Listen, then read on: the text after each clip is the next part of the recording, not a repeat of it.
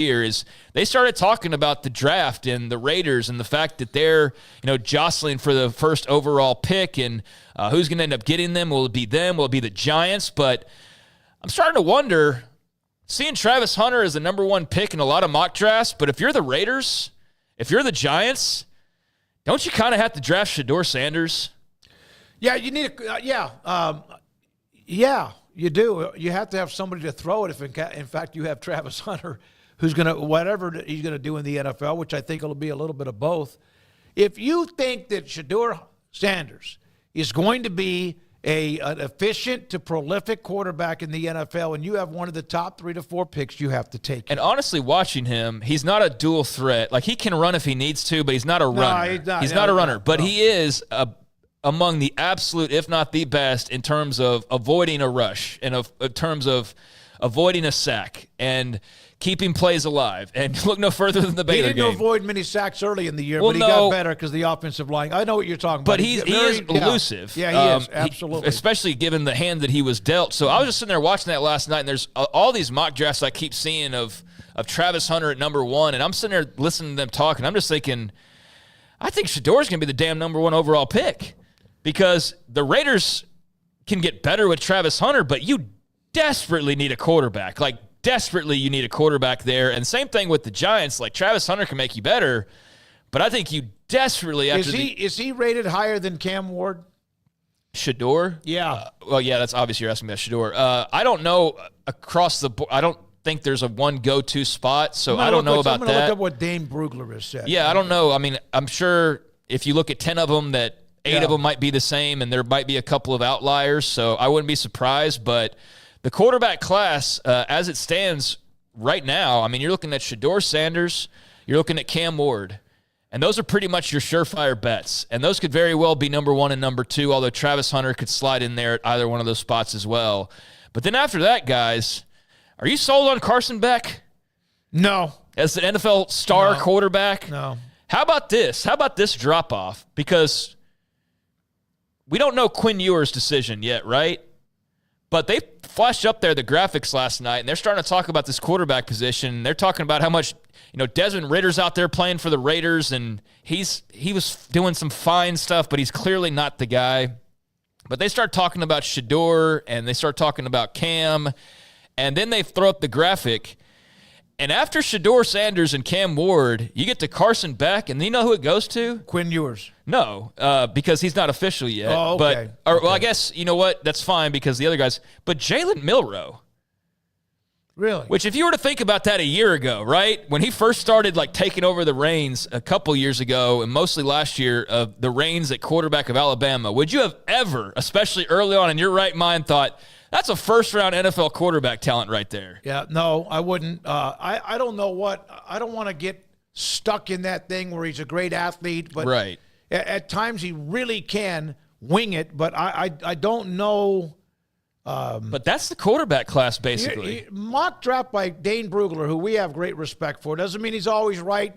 The only quarterbacks that they have in the first round – and it's in the top 2 or 3 picks is Shedeur Sanders and Cam Ward. Yeah, I mean, that's my point is if you need a quarterback. Someone will jump because they always do at that position. But the drop-off is so massive that you go from Cam Ward and Shedeur Sanders, which you can interchange those guys depending on whose opinion you're getting. But Quinn Ewers, I mean, he's not going to start at Texas next year. We can all agree on that. So it's either the NFL or it's the transfer portal for him. And in some rankings, he's the number 3 overall quarterback prospect. I don't think he's done anything this year that you're like, that dude's surefire. He's got a great arm, but do you feel comfortable? All right, our team is Washington. The quarterback's there, Jaden Daniels. We got our quarterback. We got a quarterback. But if you're a team who needs, do you feel comfortable enough if your franchise needed it to draft Quinn Ewers? I do not. Not highly. There's something, I don't know because I'm not first round top pick. Analytics guy. I'm not like X's and O's, and they look at the size of the hands and all.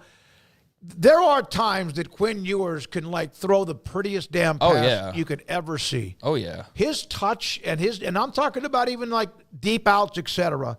And then there's times when it looks like he's he doesn't know where he's going. Well, there's times where he nearly single-handedly cost Texas a game.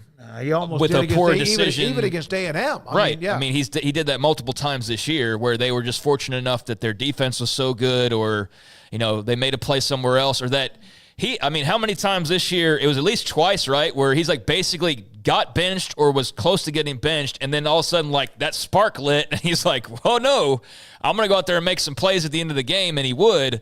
But yeah, he was not great this year the way that you look at a Cam Ward or a Shedeur Sanders. So that was just something that stood out to me last night, was the massive drop-off that you have, because we will start talking draft and we'll have that interchanging, obviously, with college football and all the crossover there.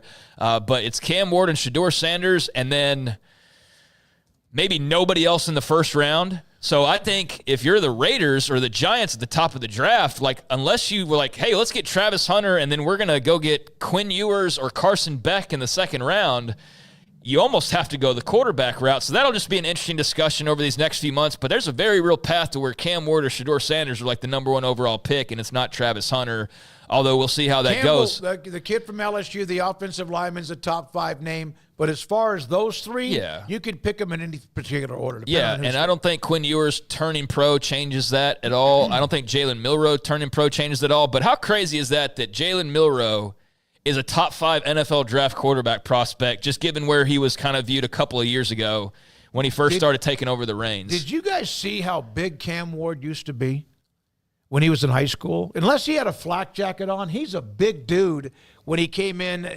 high school to Incarnate Word. Part of why he maybe ended up in Incarnate Word initially was just I thought just a flash of maybe 20 seconds of a couple of highlights, and I don't even know when it was because I didn't get a chance to even turn my TV on. He looked like he was a pretty big guy. He's turned himself into a hell of a quarterback. Yeah, I have no idea on that. I don't remember seeing any footage from his high school days that stands out. I'm sure I have, though. But, yeah, I mean, I'm searching for answers as to how he ended up in Incarnate Word with clearly a guy who might go number 1 overall in the NFL draft just 4 or 5 short years later. But here we are, and he's made the most of it and I guess slimmed down, and that's probably helped him a great deal, I would imagine, as well.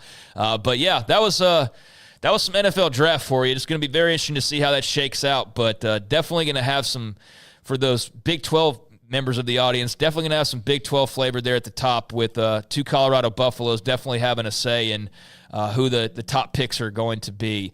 Meanwhile, outside of that,